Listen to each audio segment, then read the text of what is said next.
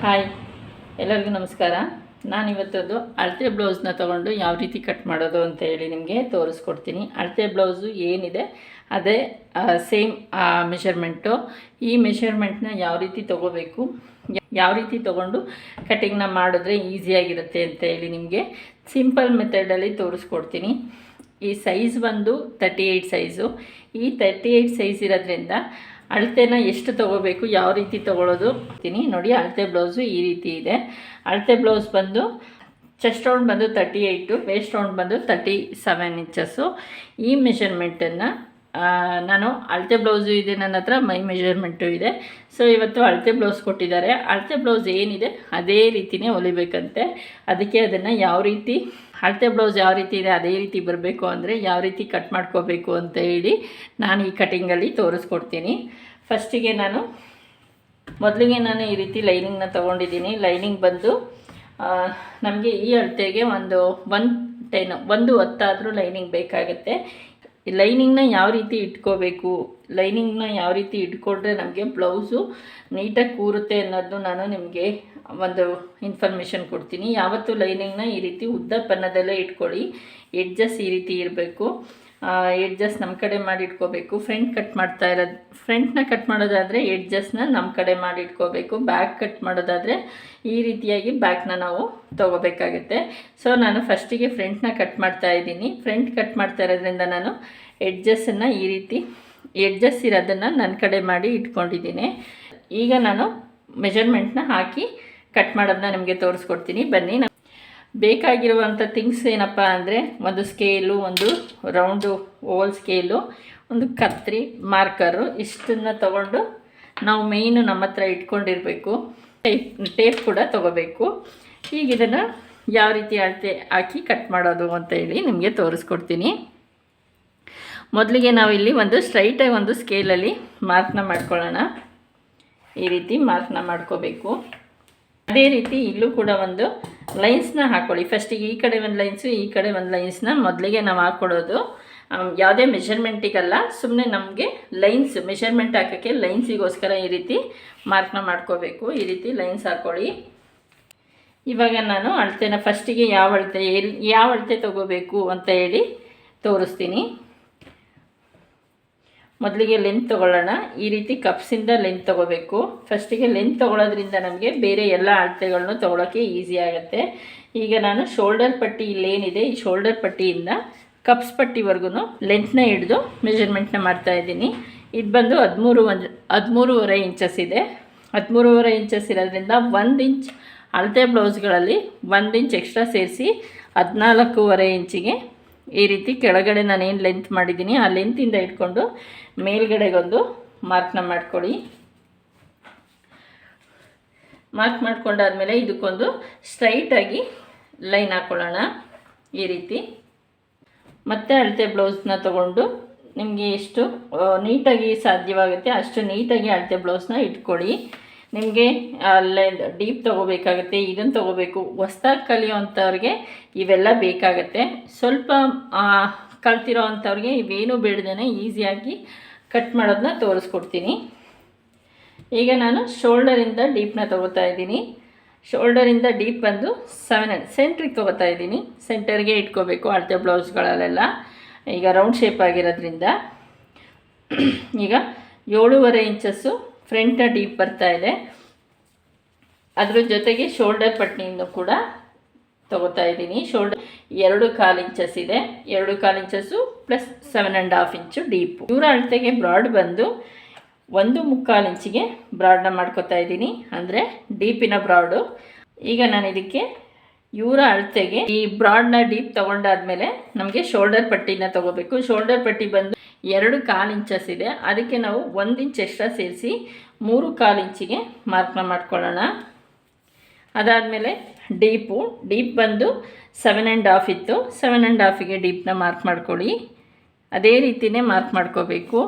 ಇವರ ಅಳತೆಗೆ ಬ್ರಾಡ್ ಬಂದು 2.25 ಇಂಚು ತೊಗೊಳುತ್ತೆ. 2.25 ಇಂಚಿಗೆ ಈ ರೀತಿ ಮಾರ್ಕ್ನ ಮಾಡ್ಕೊಳ್ಳಿ. ಇದು ಯಾವುದೇ ರೀತಿ ಬ್ರಾಡ್ನ ಅದರಲ್ಲಿ ನೆಕ್ಕಲ್ಲಿ ತೊಗೊಳಕ್ಕಾಗಲ್ಲ. ಅದಕ್ಕೆ ನಾನು ಈ ಮೆಷರ್ಮೆಂಟಿಗೆ ಬೇಕಾದಂಥ ಬ್ರಾಡ್ನ ನಾನು ಇಟ್ಕೊಂಡಿದ್ದೀನಿ. ಅದಾದಮೇಲೆ ನಮಗೆ ಕೈಯ ಸುತ್ತಳತೆ.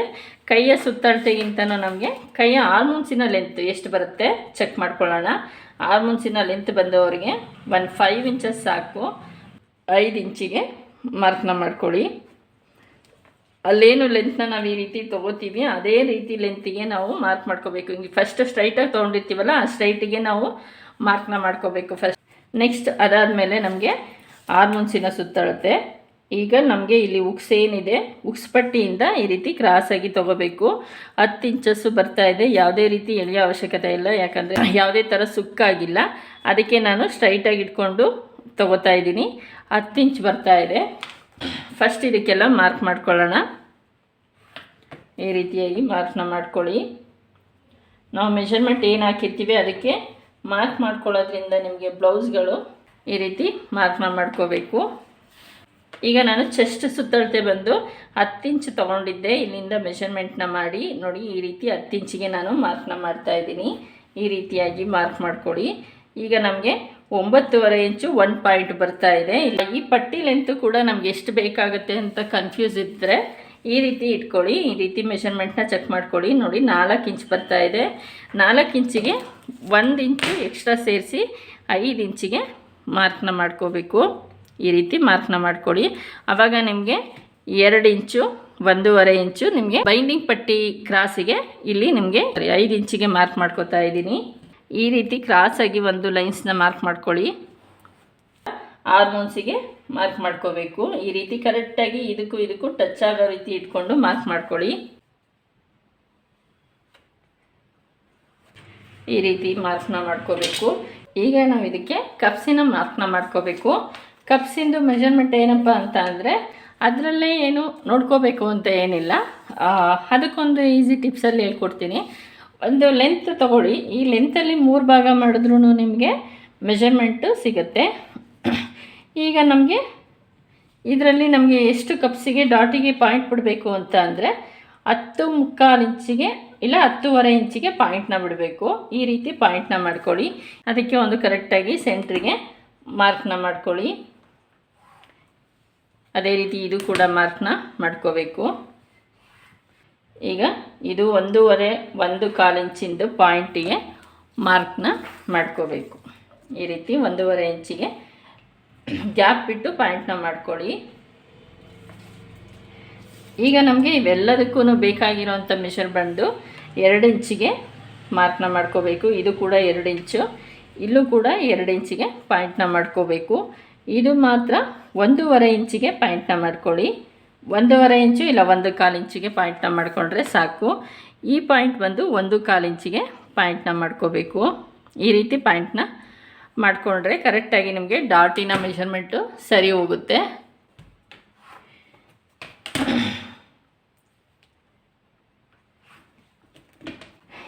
ಈ ರೀತಿ ಪಾಯಿಂಟಿಗೆ ಮಾರ್ಕ್ ಮಾಡ್ಕೊಳ್ಳಿ. ಈ ಆರ್ಮೋನ್ಸಿನ ಸುತ್ತಳತೆ ನಮಗೆ ಎಷ್ಟು ಬರಬೇಕು? 16 ಇಂಚು. 16 ಇಂಚಲ್ಲಿ ಡಿವೈಡ್ ಮಾಡಿದ್ರೆ ನಮಗೆ 8 ಇಂಚು ಸುತ್ತಳತೆ ಸಿಗಬೇಕು. ಈ 8 ಇಂಚಿಗೆ ನಮಗೆ ಸುತ್ತಳತೆ ಸಿಗುತ್ತಾ ಅಂತ ಒಂದು ಸಲ ಚೆಕ್ ಮಾಡ್ಕೊಳ್ಳೋಣ. ಸಿಗ್ತಾ ಇದೆ, ಜಾಸ್ತಿನೇ ಬರ್ತಾ ಇದೆ, 1/4 ಇಂಚು ಜಾಸ್ತಿ ಬರ್ತಿದೆ. ಸೊ ನಾನಿನ್ನೂ ಒಂದು ಸ್ವಲ್ಪ ಮೇಲ್ಗಡೆನೇ ಕಟ್ ಮಾಡ್ಕೋಬೇಕು. ಯಾಕೆ ಅಂತ ಅಂದರೆ ಅವ್ರದ್ದು ಕೈ ಸಣ್ಣ ಇರುತ್ತೆ. ಈ ಮೆಷರ್ಮೆಂಟಿಗೆ 38 ಇಂಚಸ್ ಮೆಷರ್ಮೆಂಟಿಗೆ ಇಷ್ಟು ಕೈಯ ಲೆಂತ್ ಸಾಕಾಗುತ್ತಾ, ಇಷ್ಟು ರೌಂಡ್ ಸಾಕಾಗುತ್ತಾ ಅಂತ ಅನಿಸ್ಬೋದು. ಅದು ಒಬ್ಬೊಬ್ಬರು ಬಾಡಿ ಮೆಷರ್ಮೆಂಟು ಚೇಂಜ್ ಇರುತ್ತೆ. ಒಬ್ಬರಿಗೆ ಕೈ ದಪ್ಪ ಇರುತ್ತೆ, ಕೈ ಸಣ್ಣ ಇರುತ್ತೆ. ಇವರಿಗೆ ಬಾಡಿ ದಪ್ಪ ಇದೆ, ಕೈ ಸಣ್ಣ ಇದೆ. ಹಾಗಾಗಿ ನಾನು ಈ ರೀತಿಯಾಗಿ ಸ್ಲೀವ್ ಲೆಂತ್ನ ಇಳಿಸ್ತಾ ಇದ್ದೀನಿ. ಎಲ್ಲರಿಗೂ ಅಪ್ಲೈ ಆಗಲ್ಲ ಈ ಮೆಷರ್ಮೆಂಟು.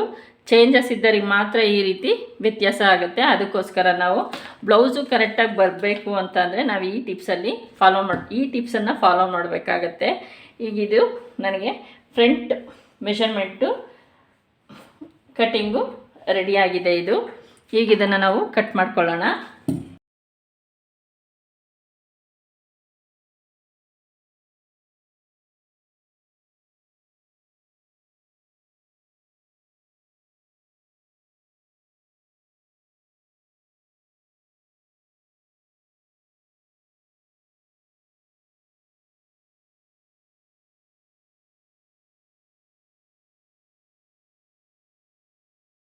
ಈಗ ನಾನು ಬ್ಯಾಕ್ನ ತೊಗೊಂಡಿದ್ದೀನಿ. ಬ್ಯಾಕ್ ಏನಪ್ಪ ಅಂತ ಅಂದರೆ ಅದು ಕೂಡ ಬ್ಯಾಕ್ ಮೆಷರ್ಮೆಂಟನ್ನು ಚೆಕ್ ಮಾಡಿಕೊಂಡು ಅಳತೆ ನೋಡಿಕೊಂಡೆ ಕಟ್ ಮಾಡಬೇಕು. ಈಗ ನಾನು ಇದರಲ್ಲಿ ತುಂಬ ಮೆಷರ್ಮೆಂಟ್ಗಳನ್ನ ತಗೊಳ್ಳೋ ಅವಶ್ಯಕತೆ ಇಲ್ಲ, ಎಷ್ಟು ತೊಗೋಬೇಕು ಅಂತ ಹೇಳ್ತೀನಿ. ಯಾಕಂದರೆ ಫ್ರಂಟ್ ಶೋಲ್ಡರ್ ಪಟ್ಟಿ ಏನು ತೊಗೊಂಡಿರ್ತೀವೋ ಅದೇ ಶೋಲ್ಡರ್ ಪಟ್ಟಿನೇ ಇಲ್ಲೂ ಬರೋದು, ಸ್ಲೀವ್ಸು ಲೆಂತ್ ಏನು ತೊಗೊಂಡಿರ್ತೀವೋ ಅದೇ ಲೆಂತೆ ಬ್ಯಾಕಿಗೂ ಬರೋದು. ನಾನು ತೊಗೊಳ್ಳೋದು ಎರಡೇ ಮೆಷರ್ಮೆಂಟಿ, ಒಂದು ಲೆಂತು ಇನ್ನೊಂದು ಡೀಪು, ಇಷ್ಟು ತೊಗೊಂಡ್ರೆ ನಮಗೆ ಬ್ಲೌಸ್ ಸಾಕು. ಎರಡು ಒಂದೇ ಸಲ ಚೆಕ್ ಮಾಡಿಕೊಂಡು ಮೆಷರ್ಮೆಂಟ್ನ ಹಾಕೋಬೋದು. ನೋಡಿ, ಫಸ್ಟಿಗೆ ನಾನು ಲೆಂತ್ನ ತೊಗೋತಾ ಇದ್ದೀನಿ. ಲೆಂತ್ ಬಂದು 15 ಇಂಚಸ್ ಇದೆ. 15 ಇಂಚಸ್ಸಿಗೆ 1 ಇಂಚ್ ಎಕ್ಸ್ಟ್ರಾ ಸೇರಿಸ್ಕೋಬೇಕು. ಬ್ಯಾಕು ಕೂಡ ಅಷ್ಟೇ 10.5 10.75 ಇಂಚಸ್ ಬರ್ತಾಯಿದೆ. ಅವರಿಗೆ ಮೈಯೆಳ್ತೆ ತೊಗೊಂಡಾಗ 10.5 ಇತ್ತು, ಸ್ಟಿಚಿಂಗ್ ಆದಾಗೆಲ್ಲ ಒಂದು 1/4 ಇಂಚಸ್ ಜಾಸ್ತಿ ಆಗಿದೆ, ಹಾಗಾಗಿ 10.75 ಇಂಚಸ್ ಬರ್ತಾಯಿದೆ. ನಾನೀಗ ಅದೇ 10.5 ಇಂಚಸ್ಗೆ ನಾನು ಮೆಷರ್ಮೆಂಟ್ನ ಮಾಡ್ತೀನಿ. ಲೆಂತ್ ಬಂದು 15 ಇಂಚ್ ಇರೋದ್ರಿಂದ 1 ಇಂಚ್ ಎಕ್ಸ್ಟ್ರಾ ತೊಗೊಳ್ಳೋಣ. 16 ಇಂಚಿಗೆ ಮಾರ್ಕ್ ಮಾಡ್ಕೊಳ್ಳೋಣ. ಈಗ ನಾನು 16 ಇಂಚಿಗೆ ಮಾರ್ಕ್ನ ಮಾಡ್ತಾಯಿದ್ದೀನಿ.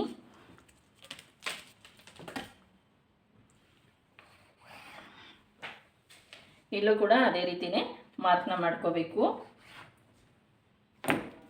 ನಾನು ಮೊದಲೇ ಹೇಳ್ದಂಗೆ ಶೋಲ್ಡರ್ ಪಟ್ಟಿ ಯಾವುದೋ ತೊಗೋತಾ ಇಲ್ಲ, ಆರ್ಮ್ಸ್ ಲೆಂತ್ ತೊಗೋತಾ ಇಲ್ಲ, ಜಸ್ಟ್ ಬರೀ ಡೀಪ್ ಮಾತ್ರ ತೊಗೋತಾ ಇದ್ದೀನಿ. ಯಾಕೆ ಅಂದರೆ ನಾನು ಫ್ರಂಟ್ ನೀನು ಮೆಷರ್ಮೆಂಟ್ನ ಹಾಕಿದ್ದೆ, ಅದೇ ಮೆಷರ್ಮೆಂಟಲ್ಲೇ ಈಗ ಬ್ಯಾಕು ಕೂಡ ಕಟ್ ಮಾಡ್ತಾ ಇರೋದು. 1.25 ಇಂಚು ಬ್ರಾಡ್ಗೆ ಬಿಟ್ಟಿದ್ದೀನಿ, 3.25 ಇಂಚಿಗೆ ಶೋಲ್ಡರ್ ಪಟ್ಟಿ ತೊಗೋತಾ ಇದ್ದೀನಿ. ಕೈಯ ಸುತ್ತಳತೆ ಆರ್ಮುನ್ಸಿನ ಲೆಂತ್ ಬಂದು 5 ಇಂಚು. 5 ಇಂಚಿಗೆ ನಾನಿಲ್ಲಿ ಮಾರ್ಕ್ನ ಮಾಡ್ಕೊಂಡಿದ್ದೀನಿ.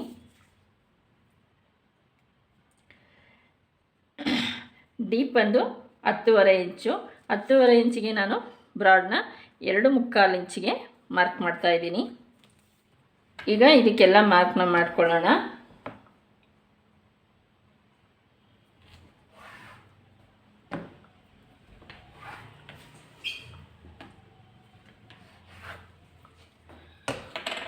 ಈಗ ನಾನು ನಿಮಗೆ ಬ್ಯಾಕ್ ಅಳತೆ ತೊಗೊಳ್ಳೋದಕ್ಕೆ 2 ಸ್ಟೆಪ್ಪು ಡಿಸೈನ್ ಬಂದಿರೋದ್ರಿಂದ ಆ ಡಿಸೈನಿಗೆ ಯಾವ ರೀತಿ ತೊಗೊಳ್ಳೋದಪ್ಪ ಅಂತ ಕನ್ಫ್ಯೂಸ್ ಇರುತ್ತೆ. ಸೊ ನಾನೀಗ ಬ್ಯಾಕ್ ಫಸ್ಟ್ ಮೆಷರ್ಮೆಂಟ್ನ ಕ್ರಾಸಾಗಿ ತೊಗೊಂಡಾಗ 10 ಇಂಚ್ ಬಂದಿತ್ತು, ಅದನ್ನು ನಾನು ಸ್ಟ್ರೈಟಾಗಿ ಇಟ್ಕೊಂಡಾಗ 9.5 ಇಂಚು 1 ಪಾಯಿಂಟ್ ಬಂದಿತ್ತು. ಆ 9.5 ಇಂಚು 1 ಪಾಯಿಂಟನ್ನು ನಾನು ಬ್ಯಾಕಿಗೂ ಕೂಡ ಅದನ್ನೇ ಮಾಡ್ತಾಯಿದ್ದೀನಿ. ಮೆಷರ್ಮೆಂಟ್ನ 9.5 ಇಂಚು 1 ಪಾಯಿಂಟಿಗೆ ಮೆಷರ್ಮೆಂಟ್ನ ಮಾಡ್ತಾಯಿದ್ದೀನಿ. ಸೊ ಆವಾಗ ಅವರಿಗೆ ಬ್ಲೌಸ್ ಕರೆಕ್ಟಾಗಿ ಬರುತ್ತೆ, ಯಾಕಂದರೆ ನನ್ನ ಹತ್ರ ಅಳತೆ ಕೂಡ ಅಷ್ಟೇ ಇರೋದು. ಈಗ ಇದಕ್ಕೊಂದು ಮಾರ್ಕ್ನ ಮಾಡ್ಕೋಬೇಕು.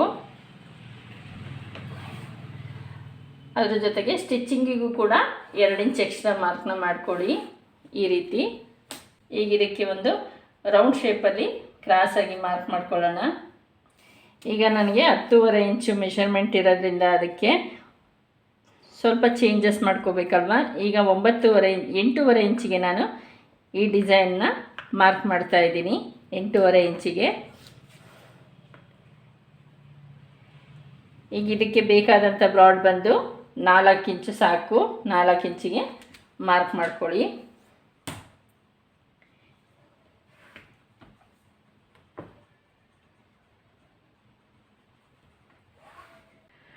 ಒಂದು 1/2 ಇಂಚು ಡೌನ್ನ ಮಾಡ್ತಾಯಿದ್ದೀನಿ ಮೆಷರ್ಮೆಂಟು, ಯಾಕಂದರೆ ಇಲ್ಲಿ 1/2 ಇಂಚು ನಮಗೆ ಪಟ್ಟಿ ಥರ ಸ್ಟಿಚಿಂಗಿಗೆ ಬರಬೇಕು. ಯಾವುದೇ ಥರ ಟ್ಯಾಗ್ ಆಗಲಿ ಯಾವುದೇ ಥರ ಬಟನ್ಸ್ ಆಗಲಿ ಅವ್ರು ಇಟ್ಟಿಸ್ಕೊಂಡಿಲ್ಲ, ಹಾಗಾಗಿ 1 ಇಂಚು 3/4 ಇಂಚಿಗೆ ನಾನು ಇಲ್ಲಿ ಪಟ್ಟಿ ಥರ ಉಳ್ಕೊಳ್ಳೋ ರೀತಿ ಮಾಡ್ತಾಯಿದ್ದೀನಿ. ಈ ರೀತಿಯಾಗಿ ಪಟ್ಟಿ ಬೇಕು ಅವ್ರಿಗೆ. ಸೊ ಈ ರೀತಿ ಪಟ್ಟಿ ಬೇಕಂದರೆ ನನಗೆ 1/2 ಇಂಚು ಡೌನ್ ಮಾಡ್ಕೋಬೇಕು.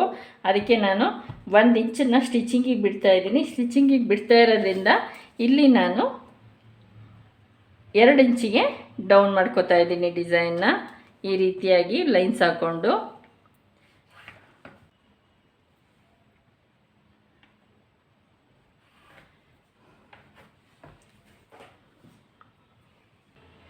ಈಗ ಇದು ಕೂಡ ಆರ್ಮುನ್ಸಿನ ರೌಂಡ್ನ ನಾನು ಮೆಷರ್ಮೆಂಟ್ ಮಾಡ್ತಾಯಿದ್ದೀನಿ. 8 ಇಂಚ್ ಬರ್ತಾಯಿದೆ. ಕರೆಕ್ಟಾಗಿ 8 ಇಂಚಿಗೆ ಇದು ಶೋಲ್ಡರ್ ಆರ್ಮುನ್ಸ್ ರೌಂಡು ಕರೆಕ್ಟಾಗಿ ಬರುತ್ತೆ. ಸೊ ಇದನ್ನು ಕಟ್ ಮಾಡ್ಕೋಬೇಕು.